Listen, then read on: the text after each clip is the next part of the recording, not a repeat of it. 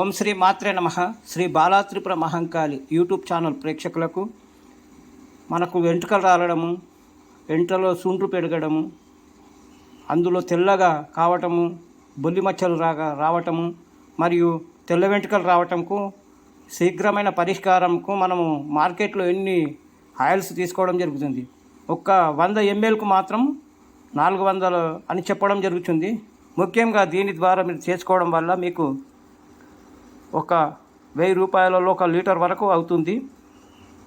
మీరే తయారు చేసుకోవచ్చు. ఇందులో ముఖ్యంగా వాడిన వస్తువులు కొబ్బరి నూనె, గయాపాకు, గుంట గలగర, మెంతులు, మట్టివేలు, కలబంద గుజ్జు, ఆమ్ల రసము, తానికాయ చూర్ణము, తుంగగడ్డల చూర్ణము, కరక్కాయ చూర్ణము, కరివేపాకు, ముద్ద మందారం ఆకు, ముద్ద మందారం పువ్వు, గంధకచ్చరాలు ఇవి వేసి ఈ ఆయిల్ తయారు చేయడం జరిగింది. ప్రతి ఒక్కరు ఇది తయారు చేసుకోవాల్సిందిగా కోరుచున్నాము.